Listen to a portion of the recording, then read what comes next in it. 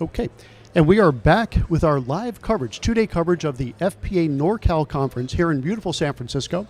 And next up, we have a repeat guest, one of my favorite guests. Oh, you're sweet. It's true. Carolyn McClanahan, who is the founder of Life Planning Partners. Right, in Jacksonville, Florida. Jackson, oh, I forgot about that. We've got a lot of clients down in Ponte Vedra. Yep. Very cool. Well, great to have you back again. Thank you so much. And for those of you not fortunate enough to be here in person, number one, you should, because it's a great conference. Is this their 51st year? Yes. 51 years. It's one of Kit's top picks. He was on earlier today with us. Always a great guest. And it's just a great conference, great content, beautiful location, beautiful hotel. Why are you not coming? Right. But if you're not, we have you covered with some recaps. So you had a presentation today. Correct. And I thought the topic was really interesting. And it's essentially, you remember that line from the movie, we don't need those stinking badges? Yeah? Right. So it's like, we don't need those stinking performance reports. Right. And I don't disagree with that. So share with the audience what you shared with the panel, not the panel, but your presentation today. Yeah, so this was my 16th year to speak at NorCal. Wow. And I love this conference. Every year I just keep hoping to be invited back.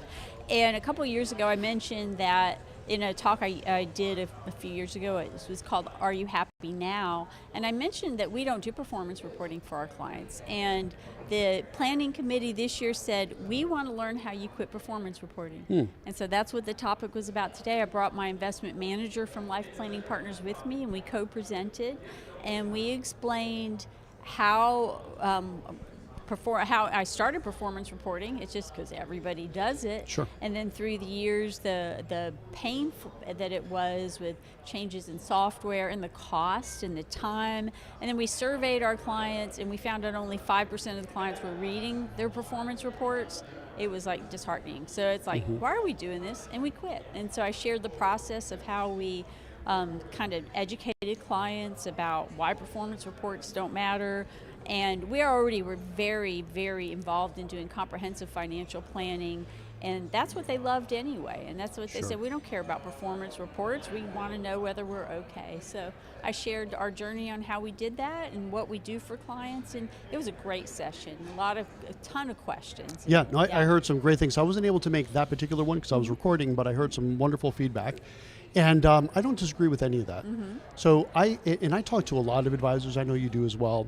And especially when I'm talking to these younger advisors, they have gotten the memo, right? So I truly believe that if you believe you're going to make a career of this wonderful profession, it better not be because you're pinning your value proposition on being able to pick stocks or funds better than someone else. It's not a performance thing. That's becoming pretty much a commodity, I would say. Oh, by far. I mean, the data just proves that, active, and I don't want to get into an active versus passive thing. There's different flavors for everybody, but if you're truly selling yourself on being able to beat the market, you're going to fall short. I mean, especially, I bet you had a horrible time when we had the recent market downfall.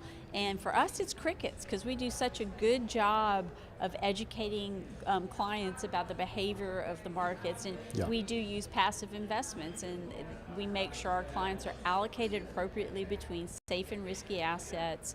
And so that when bad things happen, they know what to expect, and they're happy as can be. Yeah, I got to say the same thing. We've spent a lot of time educating clients on the whole idea of financial planning and how we integrate that with asset management. And it's not so much are you beating the market, but are you achieving my goals? Yep. And I think are you an e-money shop? I think we talked about this. I do use e-money, yeah. Okay, we're an e-money shop. I'm like a raving fan. I think it's fantastic. I don't know how to run an advisory business without it, to be honest. So I think we're probably using a lot of the same reports. So tell us a little bit more on when you made that transition to just not only perhaps minimize the amount you talk about performance, which I would say that's where we are. We talk about it, that's not our lead. It's here's where we are on the cash flow analysis. But when did you make that decision and just go cold turkey, no more performance reports? Right, so first off, we've always provided comprehensive financial planning. That's been our core value. To me, investment management is one of the 6 pillars of comprehensive financial planning. It should Yes. never be treated separately, Yeah. and the majority of this industry treats it separately. So we've always revisited each part of the financial plan every year. So we do the cash flow planning, tax planning, estate planning, insurance planning. Our flat fee, we charge based on complexity, and we do all of that for the flat fee for a client. And we used to use a software program called DBCAMs, very old, not DBCAM? pretty, not pretty, cheap as can be though. That It wasn't did a the financial job. planning program per No, se. that's what we used for performance reporting back when we did it. Ah, right. Yeah, It sounds familiar. It almost Yeah. sounds like Unix to me, though, when yeah, I hear it DBCAM. was very old, Yeah, yeah. but it worked, and again, it was cheap, and so Morningstar bought it, and they killed it, and thank goodness there was like this lag time while we tried to figure out, okay, what do we use next? So we went to another very small software that ended up not working. We ended up going to Black Diamond, which was very, very expensive, and for us it didn't work well because we use a lot of individual bonds, and a lot of these things do not play well with individual bonds. And so we were asking ourselves, okay, we're passive managers, we use passive equities, we use a lot of individual bonds, bond funds for liquidity. Why are we doing this? And so we did a paper survey with our clients, anonymous survey. That's when we found out, only 5% of our clients were reading the reports anyway. We had, this was in 2017, we had dinners with about a dozen of our clients to ask them about it. And my investment manager did a presentation of, here's our quandary and here's why performance reporting doesn't matter. And all of them said, just quit. So we send out an explanation and education to the rest of our clients, to all of them, and then we quietly just sent out the last few, and the last one we said, we are not doing performance reporting anymore. It was crickets. Yeah. And so that was the beginning of 2018, and it worked well. Okay, so Yeah. this wasn't, I guess 2018 wasn't recent, but it wasn't that long ago necessarily. No, it was not. 5 or Yeah, 6 years. so we wasted that many years doing performance reporting when we shouldn't have. But but it was interesting though. My investment manager retired, and he hired his replacement, which spoke with me today, Brett Lazowski, and he's this young whippersnapper, brilliant. He looks like he's 10 years old, like a Doogie Howser of financial planning. If any of you remember Doogie Howser.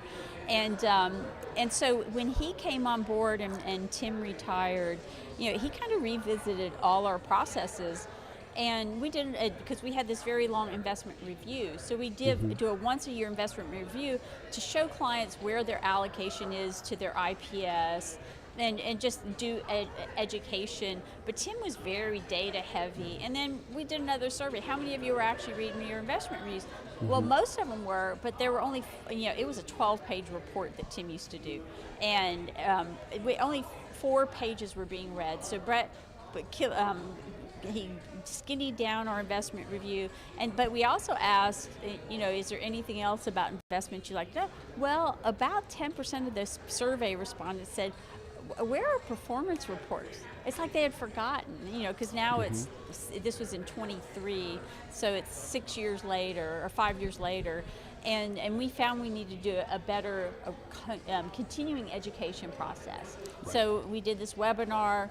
Clients loved it. We have 100 client families. It was about 40 people on the webinar, and then a bunch after asked for the recording, and they totally got it. And so again, it went crickets again. And as far as the performance thing, and whenever we've had market upheavals, we're just very proactive about letting clients know what's going on, so we don't get calls from clients. They're very well allocated based on their ability to take risks psychologically and financially. So when things go topsy-turvy, they totally get it. Yeah, absolutely. So let me just take the other side of this just for a moment. So where we've landed, we don't do detailed performance reports, but I will say that I myself like to look at, and a lot of our clients, perhaps because of my explaining them why I like to look at it, do like to look at the risk-return graph. I think that's important. So for example, the way we run our shop is we have time horizons. Everything we do is based on time horizons. And matter of fact, we call it TAMI. We're in the process of trademarking it. Okay. I love acronyms. Yeah. Time Horizon Asset Management Integration. Right. So basically, it takes that 5-year cash flow report from eMoney, and that dovetails into our asset allocation, asset management solutions. So we have portfolios that are defined by time horizon. So this is the money that this client needs to spend on whatever in the next 1 to 2 years. Then what they need to spend in the next 3 to 5 years, 6 to 10 years or more.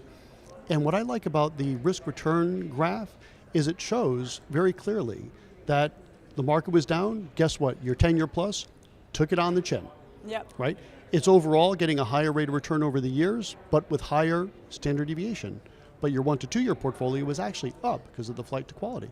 So I think showing in big picture terms, not so much what's the performance to like the 4th decimal point and are we beating the market? No, not for that reason.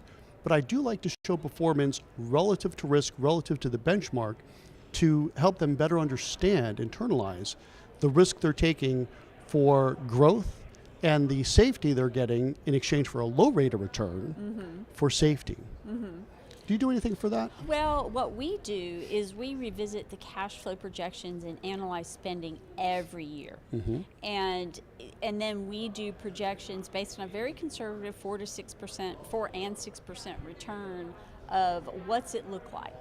I did the talk I did a couple years ago on Are You Happy Now, talking about how we focus very much on current life satisfaction. I think that goes back to me being a doctor and knowing how quickly life can change.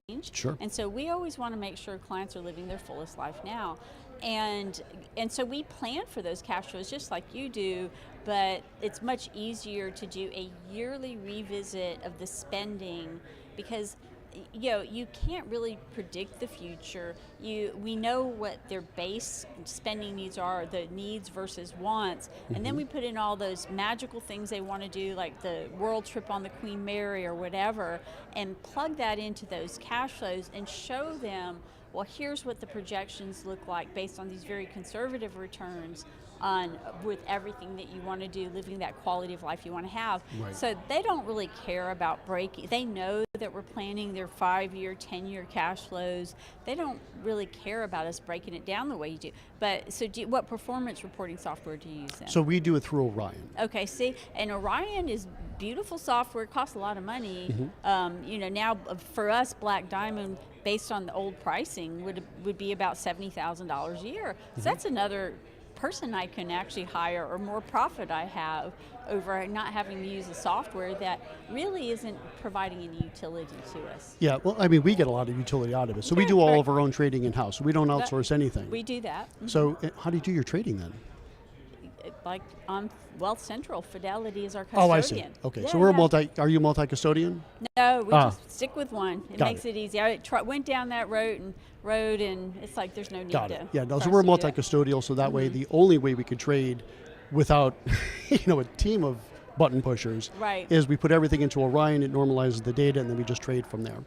So I think they're both good systems. I mean, we happen to update our cash flows once a year too, and then we just update the asset allocation. So it's kind of a neat Right. system where it's all tied in. So Yeah. you want to that's spend a more, here's how we do beautiful it. thing about this profession is there's so many different ways you can do it, and we all attract the clients that like our way. So it Without works question out. on that. Without Yeah. question on that. And the one thing that is, there's no daylight, I think, between us. It's planning focused. Right. Right. Right. That's what it boils down to. There are still some, and I think these tend to be maybe some of the older advisors that are still acting as portfolio managers, Right. saying that that's their value prop, and it's just, good luck. But No. the younger ones, and push back if you think this is not true, but I don't think any, not any. For sure, I would say most of the younger advisors, they're all very planning centric, and they don't think they're going to be the next hot shot, portfolio manager. Right. Yeah. I think it's getting better by far. We still have a long way to go. Yeah. I think, people do a lot of good initial planning to get clients at the door. Where I still see a hole is the ongoing planning. the other thing that I see that to me has been very rewarding in how it changed is I became a flat fee advisor very early. In 2007 is when I went to flat fee, because that put the focus on the holistic planning we were doing. And people say, well, you don't manage assets? Yeah, we manage $330 million. We're a small firm, but that was intentional. Sure. And we charge a flat fee for the asset management in addition to the whole holistic planning. And there's still way too many advisors out there that are doing good planning, and they're totally being paid for it on asset management fee. And that just is such huge mixed messages, and it puts to me an undue value on the investments and denigrates the value of the financial planning. So that's what I wish changes. But the nice thing is, more and more flat fee advisors are coming on board. There's a whole flat fee financial network now. Yes. And we're growing, so I'm excited about that. I think that's a good thing, but the bottom line for me at least, as long as the client understands how it's being done, and there's a real clear, we have something, again, another acronym, right? because I love them.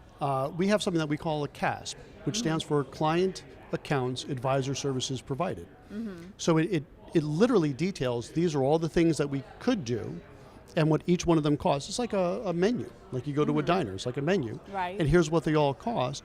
And we're going to do this, that, but not that, but this for you, and here's what it's going to cost. And I don't care if that's flat fee, AUM, or trading wampum, right? The old clamshells. I learned that because my father-in-law is a major clammer in Long Island. He likes that kind of stuff. Wampum was the clamshells, the ones that had the purple in it. So I don't care how you're getting paid, as long as there's a clear connection between what are you doing, what does it cost? And for that, I don't care if it's AUM, fee-based, or whatever, or flat fee, I guess. As long as it's clear and it makes sense for the client, I'm pretty on board with that. And I know that you do a lot of that type of advocacy as well, which I think is good. Yeah. Any final thoughts? No, I just, I encourage advisors who don't come to conferences, you need to go to conferences. Absolutely. I mean, there's just so many good people here, and we're making great friends. And, to me, I live in Florida. I come to NorCal every year, and some of my best friends are from NorCal. Absolutely. Yeah. Well, that's a good place to put a pin on it for today, and especially, and I say this a lot, if you're looking to go RIA, come to FPA conferences, go to any conference, join the FPA, because if you're really thinking about going RIA, we hope that you look at goRIA.com as a resource, and I think we're a good one, but I believe we are second to coming to these conferences, joining associations like NAPFA, like FPA, and talking to advisors that have actually made that leap, and you will be so pleasantly surprised on how open they are to share that information. Oh with my them. God, yeah. The thing I love about this is we all lift each other. And I think Without that question. Elevate is the theme of the conference this year, and this conference definitely has done that. Okay, now that's a good place to put a pin on it. Yeah.